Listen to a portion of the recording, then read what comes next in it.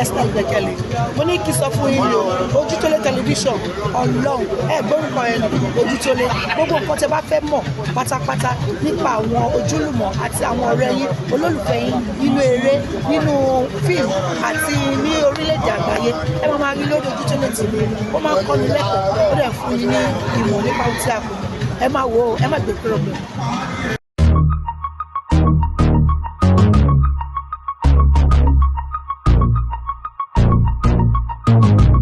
Ọba alágbára gíga gbẹ̀yìngà yìí lógo a fi ọpẹ́ fún yín nítorí tí ẹ ṣeun tí a ní dúró títí láéláé ẹ gbà ọpẹ́ wa ẹ̀mí mímọ́ ẹ wá béèrè fún ìdáríjì ẹ̀ṣẹ̀ Olúwa dáríjì ní gbogbo ọ̀nà tá a ti gbà dá ẹ̀ṣẹ̀ ẹ̀mí mímọ́ ẹ dáríjì wá Ọlọ́run kó yà wá sí mímọ́ ní ilẹ̀ yìí àti káàkiri gbogbo àgbáyé tí wọ́n ti ń gbóhùn mi ọwọ́ Olúwa ẹ̀jẹ̀ Jésù kó ya lẹ́yìn sí mímọ́ àṣẹ agbára jíǹde yìí kó máa bá wa lọ kó wà pẹ̀lú yín kó má kọ̀ wá sílẹ̀ kí gbogbo aláyọ̀ká wá yìn lógo Jésù Olúwa wa. Àmín àmín àmín.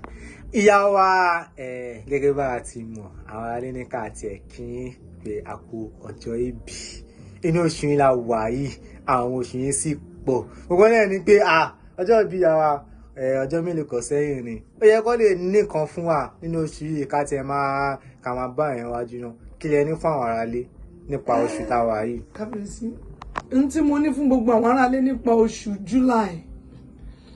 July jẹ́ oṣù tó dára gbogbo ohun tí Ọlọ́run dá dáradára ni mo máa sọ̀rọ̀ nípa àwọn ọmọ July mo máa sọ̀rọ̀ nípa ìdojúkọ tí July máa ń dojúkọ mo dẹ̀ máa sọ̀rọ̀ nípa ọ̀nà àbáyọ díẹ̀ nínú ìmọ̀ àti òye fún àwọn ọmọ July lórúkọ Jésù a ò ní ṣe lásán à ń pè àwọn ọmọ July ní ọmọ cancer láti June 22 wọ July 22 lórúkọ Jésù a ò ní ṣe lásán ìrìn àjò wa ò ní báráyé nínú a ó sì jọ rí ògolo àwọn ọmọ yìí jẹ́ ọmọ tó jẹ́ alágbára wọ́n sì jẹ́ akíkanjú ọmọ Ọlọ́run dá wọn ní akíkanjú ènìyàn gbogbo ọmọ June July tó bá jẹ́ ọmọ cancer wọ́n máa ń bínú lọ́pọ̀lọpọ̀ wọ́n sì jẹ́ akíkanjú nínú ọmọ gbogbo àwọn ọmọ yìí máa ń sin Ọlọ́run ẹni tó bá jẹ́ ọmọ June July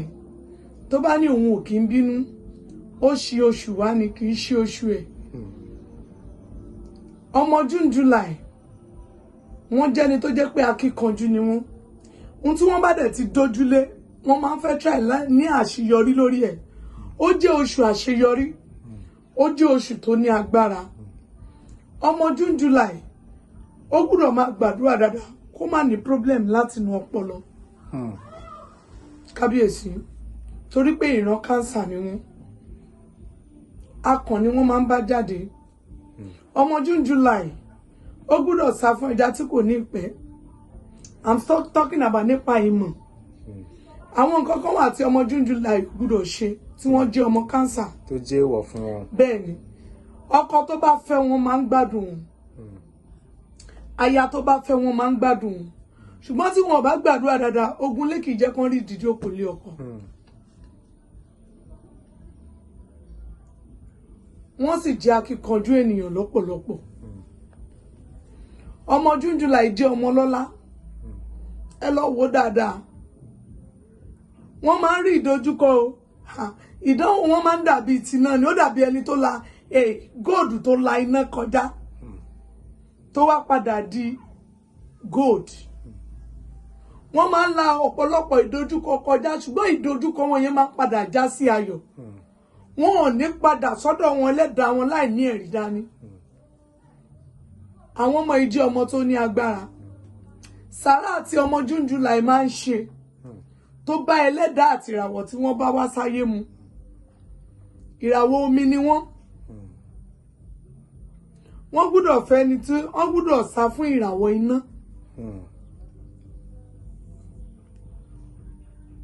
ohun gbogbo láyè pẹ̀lú orí ọ̀fẹ́ ni Kristi ti kú fún wa lórí igi àgbélébù òun nìyẹn ló yẹ jẹ́ pé gbogbo ẹ̀ ń wọnú ara wọn là á fi rí orí ọ̀fẹ́ ọ̀pọ̀lọpọ̀ nǹkan mìíràn lọ. ọmọ June July nǹkan sàrà wọn ní àgbàdo nínú kan sí ọ̀wọ̀wọ̀ kí wọ́n fi ṣe sàrà tàbí kí wọ́n wá àgbàdo funfun jéró funfun ọ̀wọ̀wọ̀ tó bá ṣe yẹn wọ́n á gé àgbọn sínú ẹ̀ wọ́n á fi ṣe sàrà wọ́n á fi ṣúgà sí àwọn ẹnu máa bá wọn jẹ tàbí kí wọ́n wá àgbàdo funfun jéró funfun kí wọ́n fi tọrọ fún oníbàárà. ọmọ July pẹ̀tẹ̀pẹ̀tẹ̀ ni wọ́n rárá gbà wọ̀ sísí ẹni bá bí wọn lọ́mọ ló lè testify nǹkan tí mò ń sọ yìí wọ́n rárá gbà wọ̀ sísí o díẹ̀díẹ̀ ọmọ July dẹ̀ máa ń sábà fẹ́ wà níbi tó ṣà máa dá jókòó tó máa dá reason wọ́n máa dá reason wọ́n dẹ̀ máa ń kọ́ra so ohun gbogbo láyé yìí pẹ̀lú àdúrà ohun gbogbo ni ṣíṣe fún Kristi àwọn kan wọ̀nyí tó máa fẹ́ ṣe ẹ̀sìn Islam wọ́n máa ń fi gbogbo ara sìn tó máa fẹ́ ṣe Christianity wọ́n máa ń fi gbogbo ara sìn wọ́n dẹ̀ máa ń fẹ́ràn kí ọkọ jẹ́ olóòótọ́ fún wọn ṣùgbọ́n ọkùnrin máa ń sábà dà wọ́n èyí tó bá ní wọn ní ọkọ tó bá lè mọ ìtọ́jú wọn tó bá kẹ́ wọn tó gẹ̀ wọ́n dáadáa ó máa rí èrè níbẹ̀ wọ́n dẹ̀ máa ń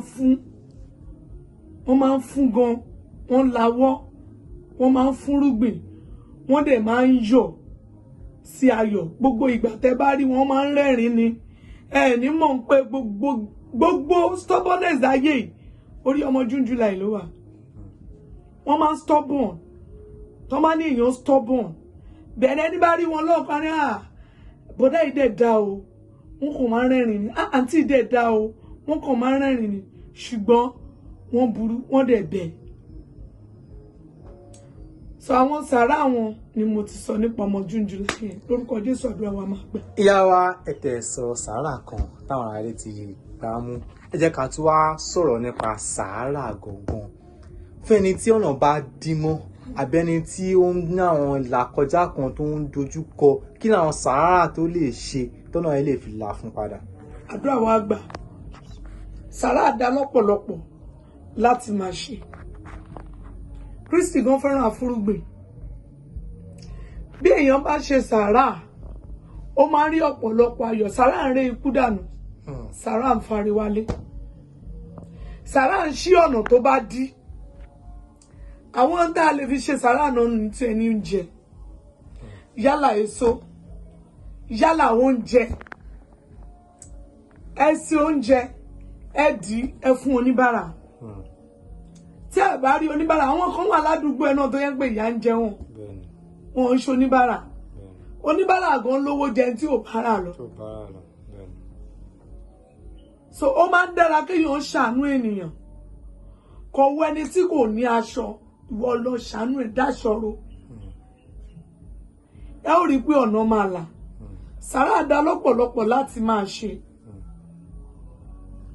àwọn kan ọmọ July òde kò gbúdọ̀ bá wọn ta epo kò gbúdọ̀ bá wọn ta nǹkan tó jẹ́ epo tàbí nǹkan tó jẹ́ pé ó máa rí ẹ̀jẹ̀ all the time ọmọ July gbúdọ̀ sá fún tí ò bá sá fún ó máa pọ́n láṣọ ni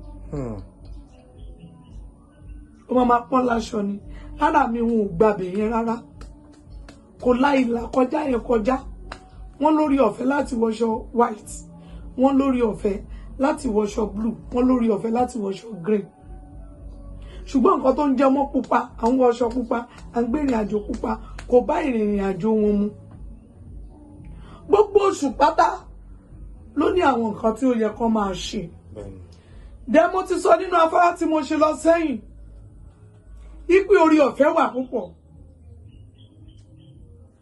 a lè bí ọmọ ní oṣù kan ká bí ọmọ 5-10 ní oṣù kan ìdojúkọ wọn ọ̀tọ̀ọ̀tọ̀ ni o torí pé àyànmọ́ kan náà gbé wá sáyé ẹlẹ́dàá tàdẹ̀rí ó ṣọ̀tọ̀ọ̀tọ̀